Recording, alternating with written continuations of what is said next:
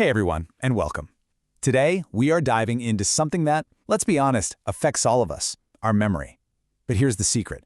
Having an amazing memory isn't some gift you're born with. Not at all. It's a skill. It's something you can learn, you can practice, and you can absolutely master. So let's get into how you can go from forgetful to, well, phenomenal. Does this scene feel a little too real? You're scrambling to get out the door, and suddenly, your keys, your wallet, your phone, they've just poof, vanished. We have all been there, and that little moment of frustration, it's actually the perfect starting point for our journey today into understanding how our memory really works.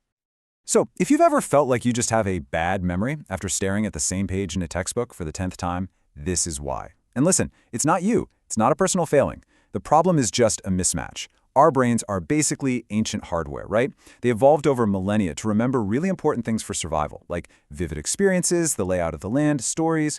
We're just trying to run modern software, like abstract data and random lists on it. The whole key is to learn tricks that work with our brain's original design, not fight against it. To get there, we're going to climb this mastery ladder together. First, we'll get to the bottom of why we forget things in the first place. Then, we'll look at different training methods. After that, the fun part. We'll build a practical toolkit of powerful techniques, including the legendary memory palace. And to wrap it all up, we'll look at the actual science that proves this stuff isn't just theory. It really, really works. All right, first things first, let's dig into the root of the problem. Why is our default setting so often just plain forgetful? This is a perfect example of why just reading a list over and over again is, well, kind of useless. You know the feeling, right? Imagine you're studying for a history test. You probably remember the first thing you read and maybe the last thing you crammed in just before you stopped.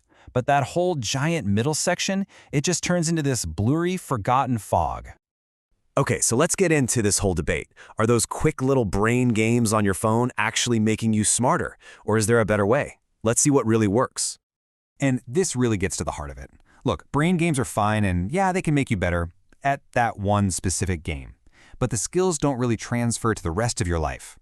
Structured training, on the other hand, is about building the deep foundational systems in your brain that support everything. It's like the difference between doing a few bicep curls and having a real full body workout plan. One is a quick fix, the other makes you fundamentally stronger. All right, this is where the magic happens. Let's start building our toolkit with some practical, powerful techniques you can start using today to finally work with your brain. So this is the big idea right here. Mnemonics are basically translators. They take boring, abstract stuff and convert it into the language your brain actually speaks and understands. Vivid images, wild stories, patterns, and places. Our first tool is something called chunking. Okay, think of your working memory. You know, your brain's temporary scratch pad, as a sticky note that can only hold about 4 to 7 things at once. If you try to cram more on there, things just start falling off. Chunking respects that limit. It groups big streams of information into smaller, meaningful units. And this is a perfect example. That number on the left, it's just a random mess. But look at the right. Broken into 4 simple pairs, it's instantly easy to read and remember. It's the exact same information, but by organizing it, you've made it so much easier for your brain to handle. It's why we remember phone numbers as 3 chunks, not 10 individual digits. Next up, we've got a couple of classics you probably remember from school. Acronyms and acrostics are absolutely perfect for remembering short lists, especially when the order matters. They give your brain a simple hook to retrieve the information. I mean, come on, who doesn't remember this one? Instead of trying to brute force the order of the planets into your head, you just remember this one silly little sentence. The first letter of each word in this story acts as a trigger to pull the right planet out of your memory. You've turned a boring, random list into a narrative, and our brains love narratives.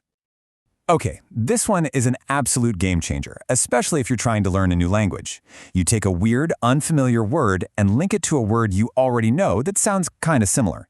Then, and this is the important part, you create a totally bizarre, vivid mental image connecting the two. The more absurd, the better. A horse hailing a yellow cab?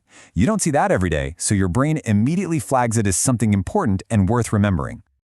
All right, we've reached the very top of our mastery ladder. This is the big one. This is the technique that world memory champions use to do superhuman things, like memorize thousands of digits of pi or the order of multiple decks of cards. It's called the memory palace. What makes this technique so incredibly powerful is that it taps into one of our oldest, most hardwired memory systems, our sense of space. Think about it. You can effortlessly remember the layout of your home, your route to work, a park you used to visit. The memory palace, which goes all the way back to ancient Greece, simply hijacks that natural ability and turns it into a filing system for anything you want to remember. So, how do you actually build one? It's simpler than you think. First, pick a place you know like the back of your hand. Second, plan a specific route through it, from the front door to the living room through the kitchen. Third, you take whatever you're trying to remember and turn each item into a weird, unforgettable image, and you place those images at key spots along your route. Then, to remember the list, you just take a mental stroll through your palace and look at what you left there. Okay, I know what you might be thinking. This sounds amazing, almost too good to be true. Does this actually work for regular people like you and me? Well, let's look at the science. So scientists ran this amazing experiment. They took a group of people with totally average memories, no memory athletes, just regular folks, and put them through a 6-week training program on how to use the memory palace. Then they compared their results to other groups who did different kinds of training or none at all. And wow, the results were just staggering. Seriously, look at this difference. After only 6 weeks, the group that learned the memory palace technique could remember an average of 62 words from a random list. The other groups? They were stuck way down around 36 to 41 words. That isn't a small improvement. It's a massive, game-changing leap in performance. But here's what's even crazier, the really mind-blowing part of the study. They brought everyone back 4 months later with 0 additional training in between. And the memory gains weren't just big, they were incredibly sticky. The training group could still remember almost 23 more words than they could before the study ever started. They had fundamentally rewired their ability to create strong, long-lasting memories. So what's the secret sauce here? Why is it so ridiculously effective? The study boiled it down to 3 things. First, you're tapping into the brain's super powerful navigation hardware. Second, you're using a familiar place as a mental scaffold to hang new information on.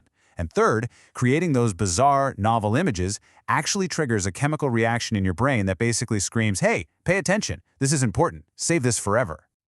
Look, if there's one single thing you remember from all this, let it be this. You are not stuck with the memory you have now. An extraordinary memory is not a gift, it is a skill. And by using techniques that work with your brain's natural design, you can learn it. You absolutely can. And so that leaves us with one final thought to chew on. Just imagine it. Imagine learning that new language you've always wanted to speak, or acing that exam, or mastering that complex new skill for your career. What becomes possible for you when you realize that your memory isn't a barrier, but a powerful tool you can sharpen and command?